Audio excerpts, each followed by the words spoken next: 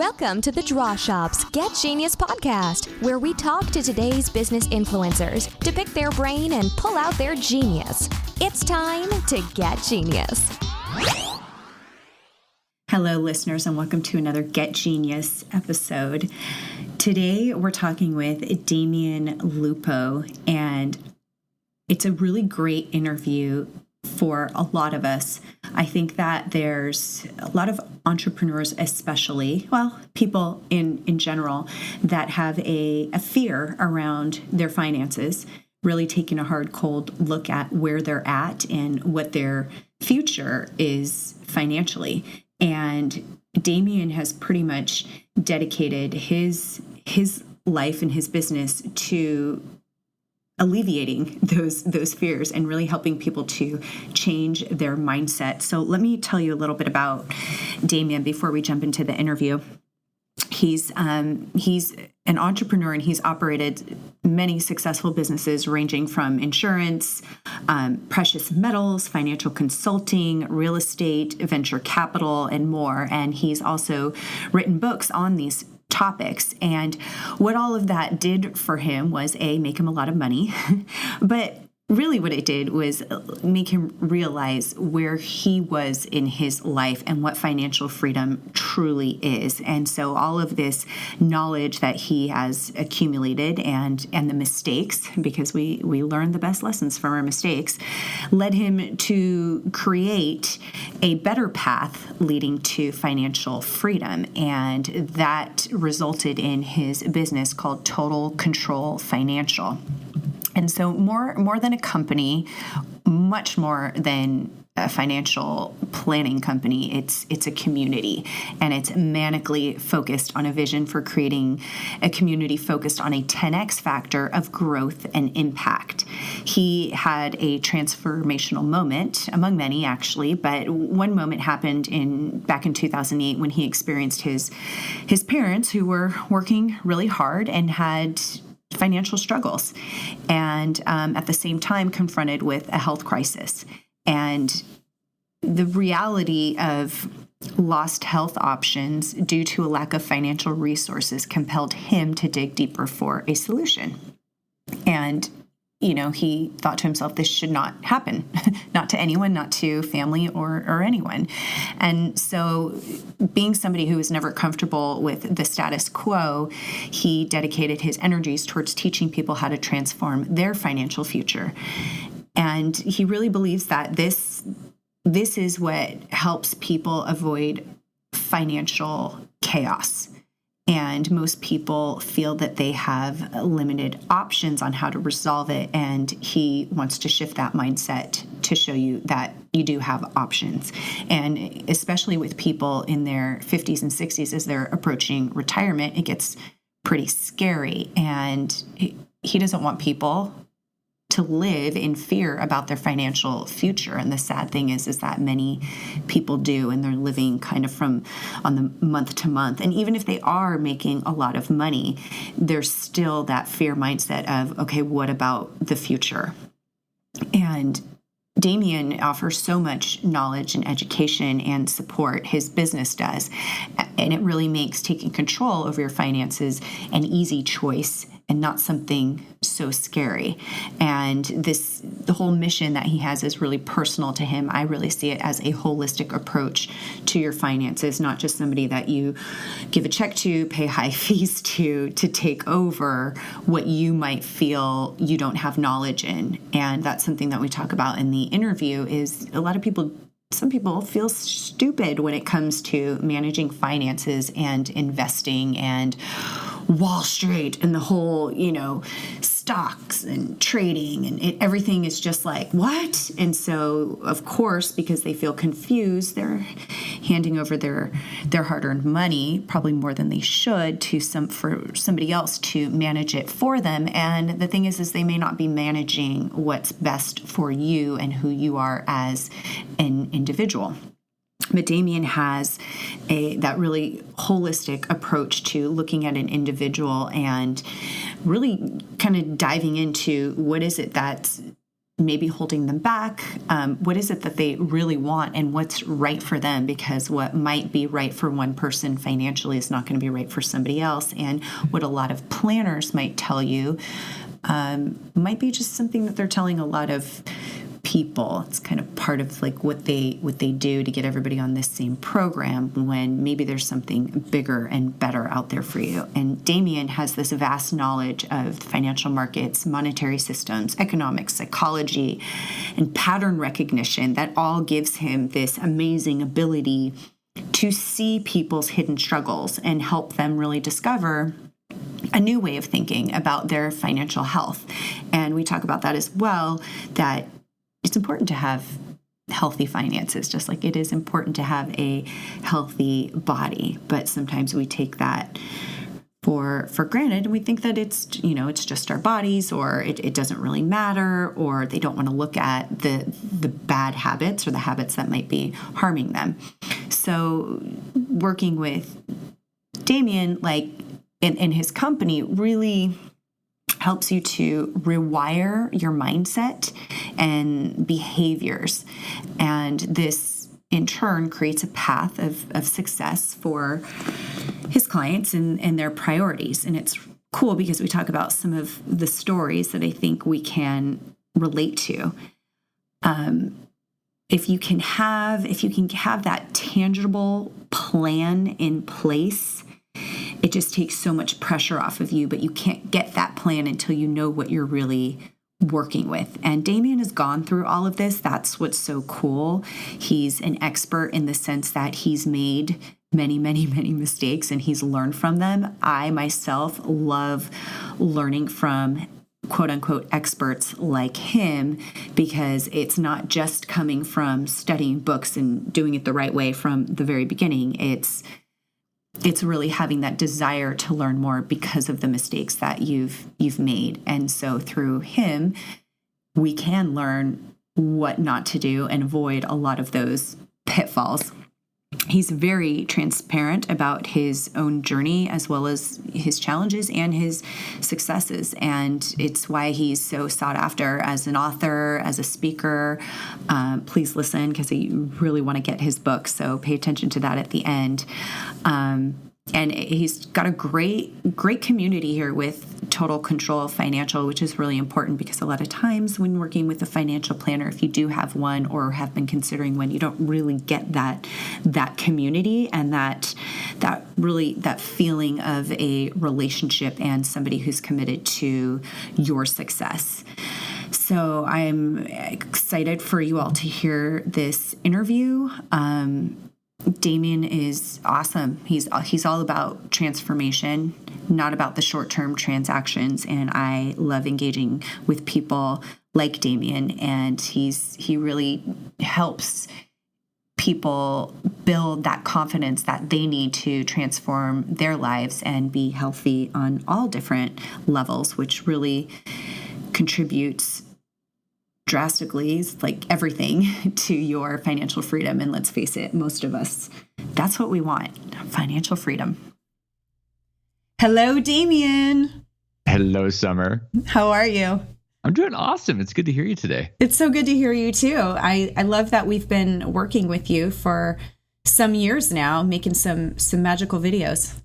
Yeah, it's kind of exciting to have things loop back around, but it's the day and age we live in, where you have these connections with people, and then they pop up and you're like, wait, I know you from what year? And it's just it's kind of magical. This has never happened before in the history of the world, and now here we are having this conversation that all these people are going to be hearing, and we've been working together kind of on the side for like 5 years. Exactly. Well, I'm really excited for today because this is an important topic. And it's all about really creating financial freedom. This is something that people will say that they want. And a lot of our listeners are entrepreneurs. And funny enough, you speak with a lot of entrepreneurs that are really amazing at building their business, making money, making magic happen. And then when it comes to themselves and really getting that security and creating their own financial path personally outside of the business, it's kind of like, oh yeah, crap, I need to do that too. So for some people, they might have started, some people not at all. I just want to give some advice, give some light bulb moments for them, and hopefully we'll get some people started on a path by just hearing this podcast. So I'm so excited that we get, you, this incredible, amazing expert, to talk about this today. Well, I appreciate that. It's funny because the idea of anybody being an expert, I think, just means that they've had a lot of carnage and a lot of blood. Totally. And I mean, that's really the background or the story. And it wasn't because I read a book, and anybody that's really made it, it's because they were out there in the field and they were learning by cutting their teeth on things. And I mean, I'm where I'm at because I did everything wrong for a good 10 years. And that's the value of me sharing. It's that people can leverage off it and not have that same carnage. They can say, oh, okay, well, let's not do what Damion did wrong. Let's learn from him. And then they get to do things better and be smarter and not have those 10 years lost. I mean, you really can leverage from OPE, the other people's experiences. And that's really what I want to be able to do is give those to people and help them create the permanent financial freedom versus this temporary thing that a lot of us create, that I certainly did. I mean, it was a $20 million portfolio that I created and multi-millions in net worth. And it was all temporary because I didn't have the core that's really important. I wasn't measuring those things that we're going to talk about. I was missing all those because I was having all this fun with a lot of financial crack. And that's a big problem. Yeah. Well, let's talk about that. So I know we don't have enough time to get into every single detail of your story and how you got to doing what you're doing today, but can you give us kind of the summed up version and some of those mistakes that we can learn from? Yeah, well, in the beginning, I mean, I really did. I went off the edge of the norm, the typical with going to school and getting a job and doing all the security stuff. I basically just ignored it, even though everybody was kind of telling me, parents, see, this is what you should do. And I started doing things in the alternative space. I was going to seminars. I was reading a lot of the personal development books. And I was going to create something that I didn't have any experience with and nobody around me had any.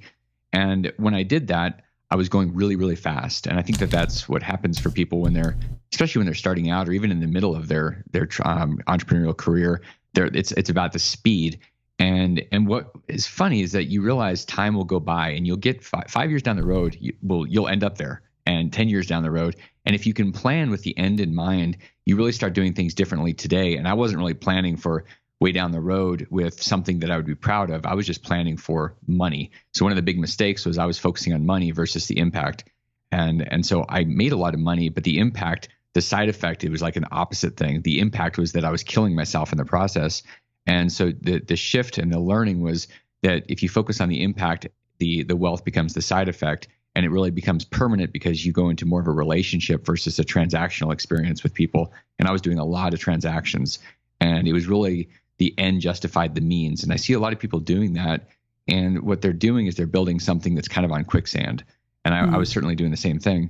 So we have to really ask ourselves, what's the impact of what I'm doing long term? Because you're probably going to end up long term. At some point, you're going to be down the road, and you really want to be proud of something and have the fulfillment of it, and not just have the success and the big bank account and a very hollow life, which is really what I ended up with, which is why it almost killed me, because that was my focus in the beginning. Wow. So what is it that made you decide, what are some of the things that kind of create that mindset, if you will, of, okay, this is what I want to do with my future based on this experience that I've had? Because I think that's something that a lot of people struggle with in terms of their mindset of money. Yeah, it really boils down to asking the question of what you want versus who you are. And I think a lot of people get really clear about what they want. They want things, they want experiences, they want stuff, but they don't really have a clear understanding or vision of who they are and who they're evolving into be. And the easiest way, the fastest way to do that is to boil down the most important values in your life. And I boiled mine down to 6 about a year and a half ago. And so every decision I make now is based on those 6 values. And if somebody or some deal or some transaction or whatever is outside of those values, it gets repelled. So when I'm dealing with somebody, there are people that come in and they're shopping price, and they're not looking for a relationship. They're looking for a transaction. So I actually repel those people, whether it's a customer or a partner. And it's easy for me because one of my 6 values is relationship. And when I hear victim mentality, it goes against the self-responsibility value that I have. So now, knowing those now, I can really be clear about what I'm going to go after and what I want. Because if there's a violation between what I want and my values are going to win. And I didn't have that before. I just had what I wanted. So I'd go after the cars and the experiences and all the speed, but I really didn't have a clue about who I was. And if we have to start there, or basically anything in any sales pitch is going to sound really good because it might be juicy, and then we'll end up all over the place and we end up lost. Yeah, very true. So people love to be in control of their lives, right? They say they want to be in control. And in a lot of ways, there's things that they are controlling and have some pretty good control over. Why do you think it is that finances seem to be such a hard thing for them to control? And is taking control of your finances so hard? Is that why? I think there's a consciousness around it, and we're being pushed on by the marketing, by the consumption society we live in, to be out of control, to really just be kind of hedonistic animals, where we capture whatever tastes good in the moment or feels good, and we're not really being set up to win long term. And so if we choose not to be in control, then really we're just going to go wherever people are selling us to go. The challenge is that most of the people we tend to be around in general, I'm talking society wise, aren't really in control, and they really don't know what's going on, primarily because they're not really measuring things, because they're working really hard, they're in a rat race, and they're trying to survive. So when you're in the survival mode, it's pretty darn hard to be sitting still and thinking about the vision of your life and the metrics and these things that you really have to. So the powerful moment for me or for anybody else to shift is when you start changing the environment and the people that are influencing you, so that your new norm becomes the conscious present focus on your numbers, what you're doing. It's not just a knee-jerk reaction. But that really takes a lot of times a painful transition from who you're around and the influences to maybe a new set. And I know for me that kind of involved firing family and a lot of the people that were in my life that were really influencing me in a bad way, because we truly do become the average of the people around us. And this isn't just the average of their incomes, it's the average of their integrity. And that was probably the biggest aha moment for me in the late 2000s. I realized that I had become the people I was around. I had become their wealth. I had gotten very rich. I also became their ethics and their morals. And in a lot of those cases, they didn't have any. And so that's who I became, which is really embarrassing. And it was a good lesson for me to go, okay, I need to look under the hood. And we all need to do that. It's not just the outside appearance of people that we look up to, but what's going on underneath. Are they consistent with their words, their beliefs, and their actions, or is it just part of that? And that's more important than just modeling after somebody's wealth creation method. Right. So you help people essentially get financially healthy. And I want to talk about what that looks like. But first, I want to talk about what are some of the unhealthy characteristics of an unhealthy financial life. One of the primary ones is being too transactionally motivated, where you're focusing on just the kill. And as much as I love Grant Cardone, and he motivates me, gets me excited, there's a lot of focus on the hustle and the transaction today. And a good example of that, I had a guy that set up an appointment to speak with me about his retirement stuff yesterday. And we're chatting. And about 10 minutes into the call, I said, you really have what you need. I'd love to sell you something, but I don't think you need to buy anything from me. I really, you're good. Like, this doesn't make any sense for you. And he said, well, here's two things. One, your credibility just went up in a massive way because you told me, you're literally looking out for my best interest. And that's one of the mistakes we make, is we're focusing on ourselves and we're not focusing on the relationship. You would not screw somebody that you wanted to be in a relationship for the next 20 years over a couple $100 or a couple $1,000 today. It would, because you'll never have the relationship. And that's one of the biggest things that we're doing, because we're in that survival mode. And so part of this is just waking up to, what are we going to focus on today, or in just today? Or are we really going to think about who we're going to end up being 10 or 20 years down the road? You have to switch into more of a future focus versus just today, or you're really just going to have a lot of todays that don't add up to anything other than a whole lot more of the same thing over and over again. So how do you explain that to people that are like, oh, but I want to live in the moment? There's people out there that I don't want to save. I don't want to invest. I don't want to do any of that. I'm going to live for today. And that's cool because you can't live in the future, but you're going to get there. And so there's this balance. It's seeing the future and then living today as part of a creation towards the future. Because what you're doing today is creating the future. And so I do a lot of martial arts. I've been doing this for almost 20 years. And if you ever go to the mat and you're in the middle of an engagement with somebody and you're thinking about the future, you're going to end up on your back or with a fist in your face. You have to be super present. And so what you're saying, Summer, is super important, that you really have to be in the moment. And the problem, I think, is that a lot of times we are thinking, oh, if I'm just in the flow and I don't think about the future, but I'm really present, then it's better. Well, that's interesting, except that thing is going to take you wherever it wants to go, wherever somebody else wants to go. And you may not really wake up in the right place that you really wanted to be. And so there's a balance between the two. I guess the worst thing is the past. If you're sitting there living in the past, regretting the past, that's really the bigger problem. It's the combination of the future and the present moment of living is really, to me, that's the powerful combination. The past is what kills you. Right. So what is it like for somebody to actually take control of their finances, of their future? And what does that financial health look like?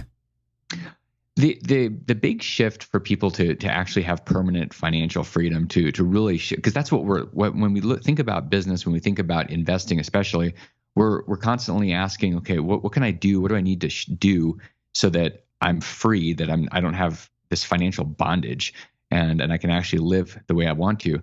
What people make the mistake of thinking is that there's a certain pile of money. It's $2 million or it's $5 million in the bank, and then I'm going to be free. Or that, and I've said this for a long time, and I think it's still a mistake that a certain cash flow is the answer. If you have a turnkey investment or you have a business that's producing cash, then you've got freedom. The shift really is into the confidence. And here's what I mean. When you develop yourself and you have the confidence that you can create wealth, all of a sudden you have freedom. Doesn't matter how much cash you have. It doesn't matter how much property or business or anything else, because you know you've got the ability. That's permanent freedom. And it's a process. It's not something somebody can sell you. It's not a book you can read. It's actually a process you go through. And it's a very present process that you have to invest in time, energy, money. And I think that's why most people never get there, is because they're looking for the quick fix. They're looking for the pill. And most people don't want to acknowledge reality. And that's really the very first thing, is to acknowledge where you're at.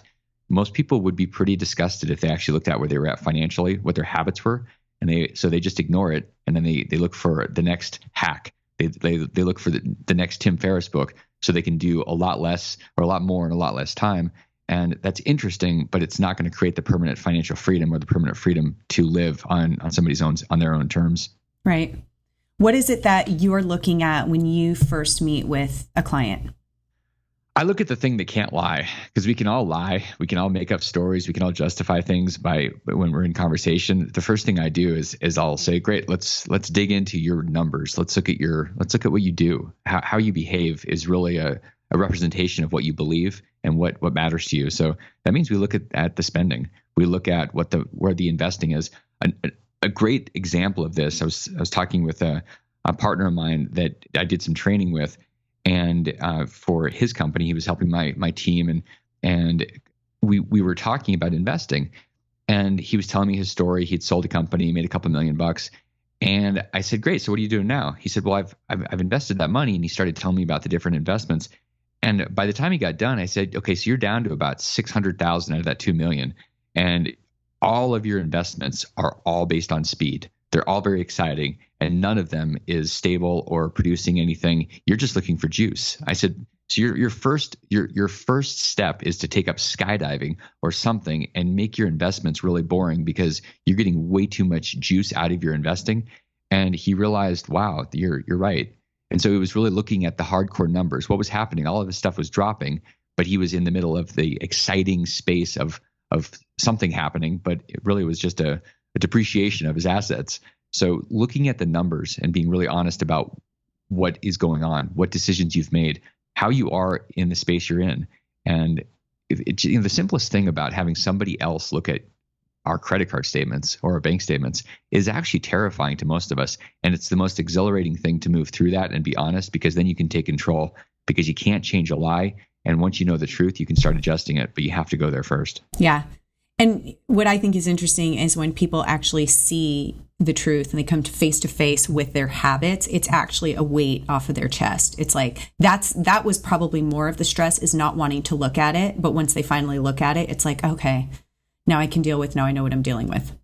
That's it. It's really funny that old saying, I don't know where it came from, but the truth will set you free. Yeah. It's the unknown that you're right. It weighs on you. It's so much to deal with because you can't fix the unknown. You don't even know what to do with it because you don't know what it is. Right. And then all of a sudden you're like, oh, you know what? That's not that bad. Okay. I mean, I was talking with somebody recently and looking at her business, and the truth was she was working a job to pay her business, and she'd been doing that for a couple of years. And I said, if we map this out, what you're doing, you're going to work the next 10 years just to pay into your businesses that aren't working. And sometimes acknowledging that things aren't working is the most powerful thing you can do for your business, and to say it's time to find a different a different path. And for her, the plan is she's shutting it down. She's literally filing bankruptcy, and it's the only thing that would free her. And some people would say, I can't do that. I've got to fight this thing. Yeah, you know what? You can. And I've done that before, and I get that. And the problem is it chews up your life. And if it's the wrong fight, you can't fight for something that really matters. You're fighting for your ego, and that will take your life. Do you think that every person should have a financial planner that they work with? I think everybody should be their own financial planner. I think they should have a team. I think there's a value in having coaches and people that are around us that give us feedback. But the problem with the financial planners, and there are some really good ones, I haven't met very many of them. Mostly I meet people that call themselves financial planners, and they're selling Wall Street products. They're selling mutual funds and life insurance. And the problem I have there is that those are really in people's self-interest, the person that's selling them most of the time. And I've been on both sides. I've sold that stuff, and I've been the CFO for people that have those type of businesses.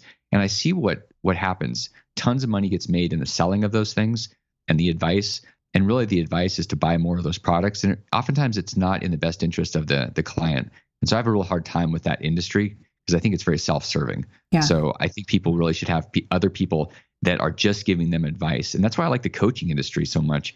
You have coaches that aren't selling anything except their perspective, and they're holding space for the truth.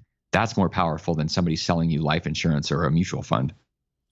So kind of, piggybacking on this is you've created a community. So it's not just, a one-on-one working with you. There's a whole community with your business. Is that correct?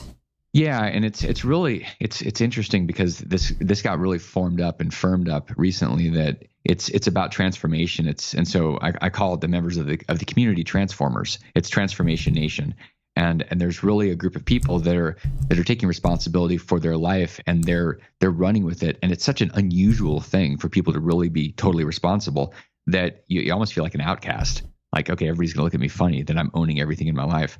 And so it made sense to create a community and have a tribe around this so where people realized, hey, I'm not alone. And there are other like crazy, kooky people, and they're like me. And so it's a huge part of anything. If we find our tribe, we find strength and power, and there's true security with that tribe that you wouldn't have if you were just on your own. It's a little bit shaky, and we're not built like that. Right. So say somebody wants to get started with you. What does that process look like to work with your company? Well, there's a couple of things that we do. And one of the core things that we've been doing is really getting hold of people's retirement money so that they have control and they have a picture on what it looks like. There was a guy that I spoke with in South Carolina that had a pension from Goodyear. This is like last week. He was telling me that he's retiring, and he's got an option of like $1,800 a month after 30 years, or he can get a $250,000 paycheck or just a disbursement, like one-time payment. And I said, great. So what do you want to do? And so the process was figuring out what he was going to be responsible for, or if he was just looking to hand us money to somebody like a financial advisor. And he said, I want to do real estate. I've done a little bit and I want to do more. And I said, that's great. You're talking my language. This is the philosophy of what we're all about the responsibility. And there's a lot of leverage when you think about things like your own business or real estate. And one of my other 6 values is 10x. It's thinking much bigger. So his $250,000, he can take that and recreate his income that he was getting at the company he was working for. He can create $5,000 or $10,000 a month in residual from his real estate, or he can just get this $1,800. And I don't know about you, but it cost me $1,800 for lunches every month. And I mean, I'm like, what do you do with that? Yeah, exactly. There's no way. So the process really working with me or with the company is people that want to get really clear about their options and then do something with them. It's not the right space for people that are wanting to hand their money to somebody and just hope it all works out. Like smoking hopium, that whole strategy is a disaster, and I don't buy into it. So I'm looking for people that are really responsible and just want to transform, that they really want to do the work. And oftentimes it starts with retirement money, and it really depends. Oftentimes there's work we do with businesses and partnerships that we help clarify whether they're the right ones or how we need to overhaul those. So it's like surgery a lot of times on people's financial lives. I mean, sometimes it's not fun, but the outcome is worth it every time. And I love, that story that you just told just goes back to that whole mindset of it's not really about the regular, $1,800 that's coming in each month. It's having the freedom and security of knowing what you're capable of doing with that. Yeah. And when he was talking about this, what I saw into his future, and I don't even think he saw, but I could see it for him, was that once he starts doing this and takes control, that 250 becomes less and less relevant because it's not about how much money you have. One of the biggest myths out there is that it takes money to make money. It doesn't take money. It takes ideas, it takes energy, it takes commitment. And when you focus and you make a choice, you're very quickly going to find that all the money that you would ever need to create more wealth is just right in front of you, and it doesn't have to be in your bank account. And people get stuck, and it's a great excuse to never do anything. Well, I don't have any money, and I need money to make money. I mean, I hear that and I just cringe. It makes me want to vomit a little bit hearing people say that. It's an excuse, yeah. It's a total excuse. So it's really unwinding some of those things and challenging those assumptions. And a guy like that will be able to create as much wealth as he really wants to, as long as he wants to create it, because of the responsibility factor. And that changes everything. It's not about a tool. It's about him shifting into being in that confidence space, and then he's going to be free. When is it too late to have your financial future mapped out? When you're dead. Good. That's what I was hoping to hear. Yeah, I mean, people come in, and I have conversations with people that are 18, 19 years old. And I mean, that's obviously an amazing place to start. And I have people that come in at 55, 60, in their 60s, and they're saying, okay, I have no idea what I'm doing. I want to get started. And, I have a little teeny bit of money. And I go, great, you showed up. That is like 90% of life. So it doesn't really matter when you start. It's really how you start. And it's whether you start as a victim or you start as somebody that's open and willing to listen and learn and grow. So there's the sooner is better. The old, Chinese proverb that the best time to plant a tree is 20 years ago. The next best time is right now. And that's really what investing is. It's the same thing. So I'd love to know, especially with entrepreneurs, so some people have, with their jobs, if they're working for a corporation, they can invest into some of them are required to invest into their 401k, and then whatever they put in, they are matched. What about for the entrepreneur that's setting that up on their own? How do you view 401ks as opposed to other types of investments, mutual funds, all of that? How do you decide what's right for someone? Well, first off, I never decide, and I always encourage people to find their own thing. So when somebody says, "What should I invest in?" I say, "You." I mean, that's the first answer. It's invest money in yourself. Don't go throw your money into a mutual fund because your company matches it before you're investing in your own self-improvement. I mean, that's crazy, but that's what most people do. And they go, "Well, it's free money." I'm like, "Yeah, but where's it taking you?" They have no idea. So I think the most important thing is to figure out what resonates with you, what vibrates. And just because money is free, quote unquote free, and it's matching, doesn't mean it's the right place. Because you really don't have any control. The 401k at work, that is not. If you're an entrepreneur and you've got the ability to set up your own, and that's one of the things that we do is set up these solo 401ks and self-directed stuff. You're in charge of your retirement money. You really can do other things. You can invest in things out of mutual funds, but it's more important to figure out who you are first and then start investing. I think people do that backwards. They start throwing money and then they go, okay, it's working. I'm making 12%. I'm like, yeah, but is it the right fit? You have no idea. You have no control, no focus, no vision. So you got to start with the right thing first and not go backwards. Otherwise, who knows what you're going to end up with. Right. That's really great advice to hear, because like you said, with a lot of financial planners, they kind of set, I know that everybody has, a different plan based on their income, what they're doing, but they pretty much kind of have a set process for each individual that comes into them. Yeah, this is a great example of this, and I trash on it because I've been so close to it, and I get it, and I understand the math, and the math doesn't lie. This whole idea with life insurance and this banking on yourself and things, and it makes me cringe because there's not an honest conversation around it. A financial planner oftentimes is selling life insurance, and they sell it as the greatest thing ever. And I look at it and I go, it's the greatest thing ever for the agent, for the advisor. They're making a fortune in the commissions. And it's not a great thing for you, but it's their bullet. They have a gun and a bullet, and that's what they're going to shoot. And it's not, they're not really looking at the whole picture. They're not trusting their client. I think that's one of the big problems. A lot of the financial planners really don't trust people to be smart enough. Wall Street doesn't trust people to be smart enough. It says, you're too stupid. Give us your money and we will manage it. You may or may not have money at the end. Based on the history, you should, but no guarantee. And I just have a different philosophy. I really trust people to make their own decisions. I believe people are going to make the right decisions for them if you get out of their way. And I don't think that one bullet is the right bullet for everybody. I think really people have to figure it out, and you can help them, but it's not because you're trying to sell them a product that makes you a bunch of cash. What are the top questions you get when people first onboard with you? Really, that people want to know what do I do? How do I start? They don't want to make a mistake, and that's one of the things that we've gotten really backwards. Is this idea of making mistakes? We're programmed from like when we're 5 years old. Make a mistake, you fail, you get held back in kindergarten, and you're like, okay, it's all downhill from here. So the idea of making a mistake, the question is, what's that mistake going to cost you, and what are you going to learn from it? And one of the things I like to do with people when they first start really controlling their money and things, I like to give them something that they can't lose on, that they can physically get involved with. And so it may sound silly, but one of the first things I'll suggest people do is buy an ounce of silver, because it's usually outside of what they've done in the past, and they control it and they're holding it, and they go, oh, okay, it's $20. I'm holding an investment and nobody's manipulating it, and I'm not really making a mistake, but it changes their interaction with their money and with their investing. And so there's really a fear around people making a mistake and not being smart enough, not being worthy.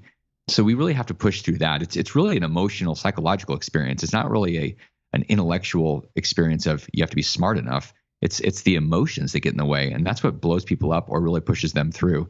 So that's what they're asking about. It's the underlying question. How can I be good enough? How can I make a mistake and not lose everything in my life? And so we go through the process of, here's what happens when you make mistakes. Like when I lost everything, I lost physically everything and financially everything, because my physical, my spiritual is all tied to my financial. And that's one of the things we have to help people get past, is that when you make a mistake and you lose money, you're still here, and it doesn't take away from your worth. So that's a big fear that's underlying a lot of these decisions. And the onboarding is really giving people the power to realize, hey, you can go through this, and some of these things aren't going to work. Some of your investments are going to go goofy, and you'll keep moving through and you'll get better. And that's the confidence piece where we shift them into that space, and then it frees them up going forward. Right. What's one of the most exciting stories of one of your clients? Biggest transformation. One of the bigger transformations, I'll say.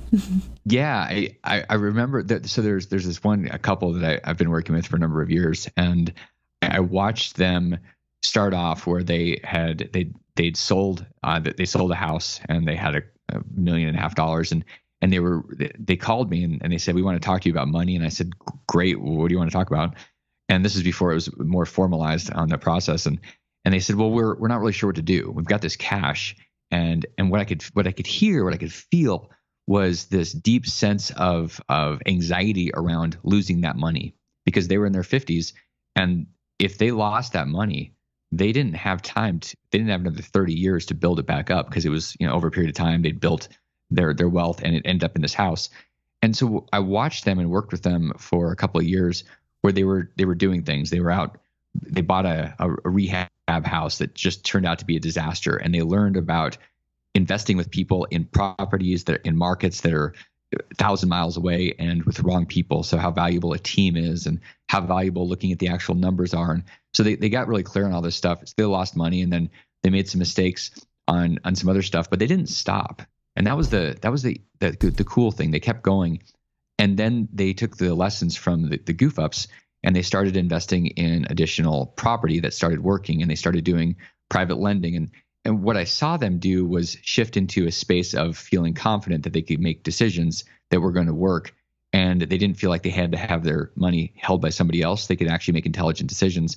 And so now they're consistently making income from their money, and they're not terrified. And I think most people are living terrified. Yeah. These people they have the skills now, and they have some investments, but they also have the skills to where the money they have can create the income that they need for the rest of their life. And it's not about Wall Street. It's not about the markets. It's about their skill set and their confidence. And seeing them transition and knowing that they don't need me anymore is deeply gratifying, because it's all in them now. That's cool. That's so awesome.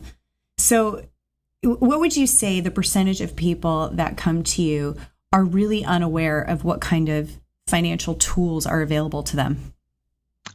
I would say 100% of the people don't realize that what tools are out there. I think there's a small group that has heard of some tools, and there's so much out there that you can tap into, whether it's the self-directed retirement plans, or whether it's just, there's so much more out there than what we're told is out there. I think we're just basically beat into an oblivion and told you just take your money, you hand it over to somebody, and in 30 years you wake up and it works.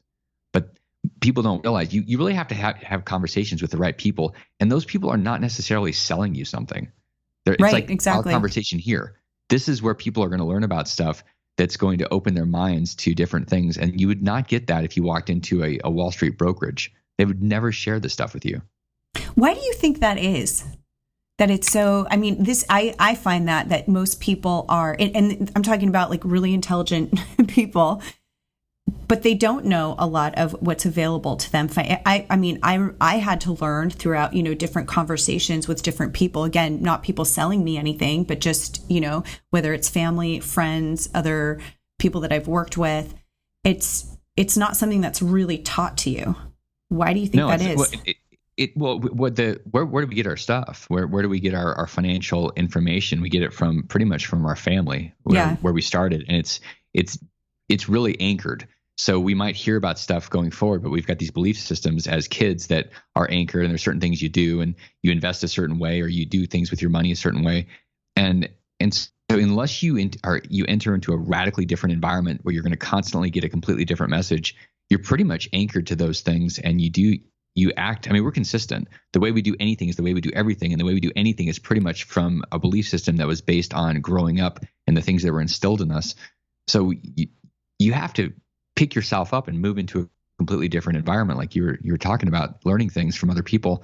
And again, it's not about people selling things. It's about thought leaders and change agents and people that are on the edge and really exploring things that are uncomfortable. I mean, if it makes you cringe a little bit thinking about some of the ideas that are being shared in the money world, that's probably good. It means you're growing.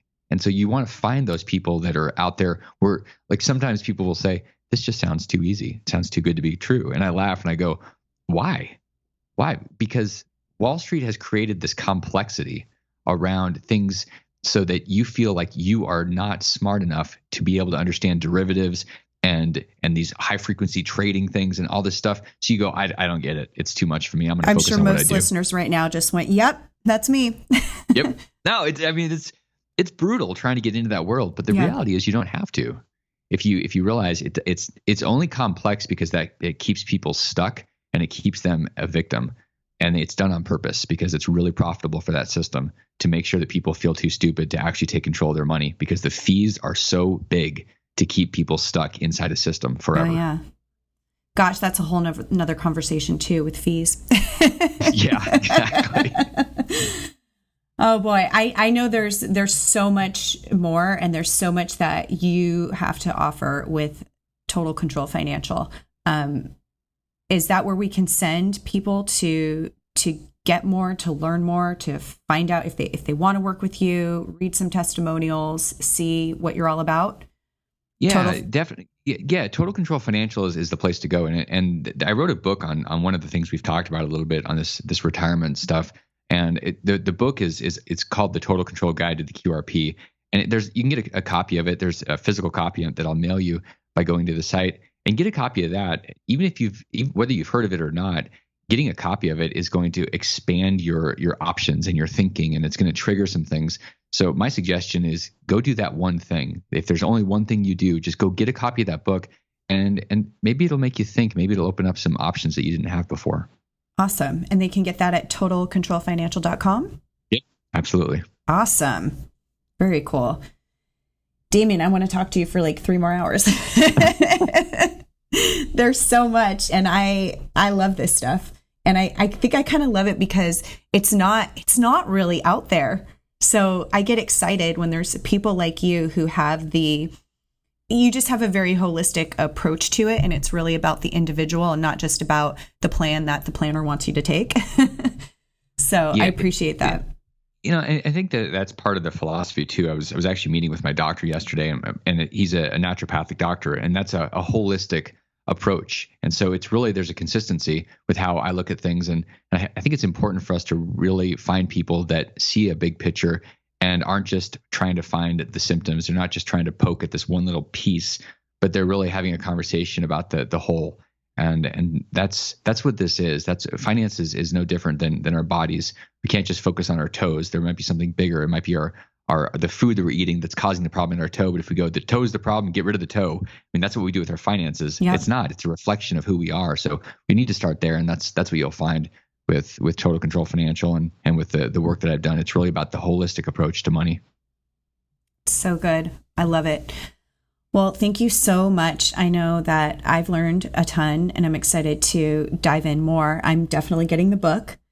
And listeners, I hope you do as well. We will have links to all of that on the blog post and on our show notes on how to get that. Damion, you rock. I'm so excited that we finally get to talk. No awesome. Doubt. It's been years in the making. This is fantastic. Yes, I love it. Thank you so much. Thank you, Summer. I really appreciate it. It's been a pleasure being here and sharing and connecting with you. Awesome. Thank you for listening to today's Get Genius. You can learn more about The Draw Shop at www.thedrawshop.com, on Facebook, LinkedIn, and Twitter. Your home for kick-butt custom whiteboard marketing videos. Your ideas come to life. Thanks for listening. Please share, comment, and make any suggestions for future Genius guests.